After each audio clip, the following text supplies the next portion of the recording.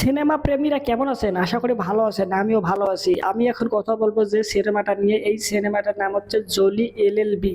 ওকে, আর এটা হচ্ছে Jolie LLB part 2। এর আগে হারশাদ আনানের সাথে যে সিনেমাটা হয়েছে পার্ট 1 যেটাকে বলা হয়ে থাকে, ওটা আমি এখনো দেখিনি, পরবর্তীতে দেখবো এবং ওটা নিয়ে রিভিউ করব।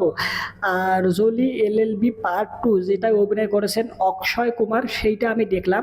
মানে দেখলাম বললে ভুল হবে, দেখছি বেশ কিছু সময় আগে। তো ওটা নিয়ে কথা বলবো বলবো বলে বলা হয়নি, তো ওটা নিয়েই কথা বলতে আসছি আমি। ওকে, যদি ফার্স্ট অফ অল এই সিনেমা নিয়ে কথা বলি, সব থেকে এই সিনেমার মধ্যে যে বিষয়ে আর কি সিনেমার যে জনরা, সেটা হচ্ছে কমেডি। কমেডি রাখা হয়েছে এই সিনেমার মধ্যে অনেক বেশি পরিমাণে।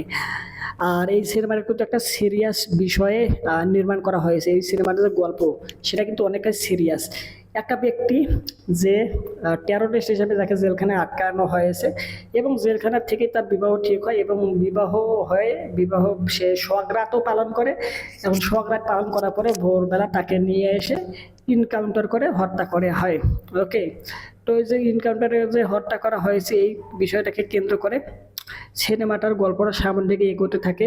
এখন কিছু ব্যক্তি বলে সে সত্যিকার অর্থে টেরোরিস্ট ছিল, কেউ আর হচ্ছে কেউ বলে যে না, টেরোরিস্ট ছিল না, তাকে ফাঁসানো হয়েছে।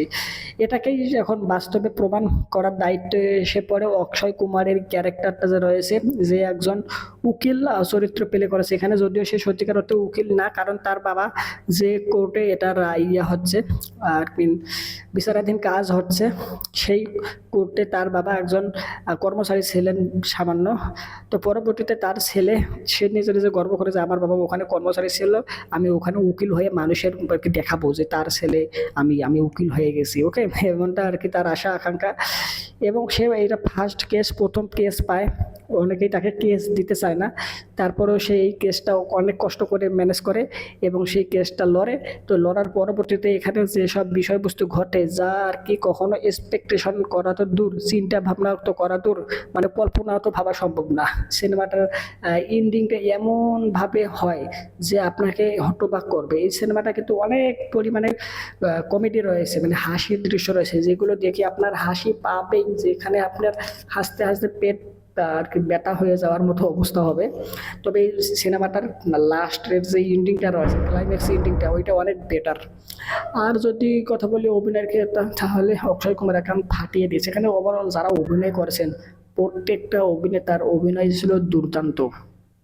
আর এখানে সিনেমাটোগ্রাফি বা কালার গ্রেডিং এর কথা যদি বলি, তাহলে এখানে বেশ কিছু বছর আগে, মানে অনেক বছর আগে সিনেমা নির্মাণ করা হয়েছে।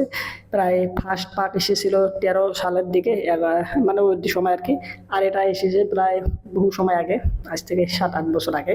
যার প্রেক্ষাপটে তখনকারও অবস্থা, সিনেমাটোগ্রাফি বা কালার গ্রেডিং যেরকম ওই সময় ছিল, ঠিক এখানে এরকমটাই দেখানো হয়েছে। তবে বর্তমান সময় অনুযায়ী, টাইমলাইন অনুযায়ী 2025 সালে এসে এই সিনেমাটা কোনোভাবেই ম্যাচ করে না। ওকে, তো এটা আপনারা এই বিষয়ে অবগত রয়েছেন, কারণ যে সব সিনেমা অনেক আগে নির্মাণ হয়েছে, ওই সব সিনেমার ওই সময়ের যেসব ক্যামেরা বা যেসব ভিএফএক্স বলেন, সিজিআই বলেন, যেসব বিষয়বস্তু ব্যবহার করা হয়েছিল, তা বর্তমান সময়ে এসে কোনোভাবে ম্যাচ করবে না।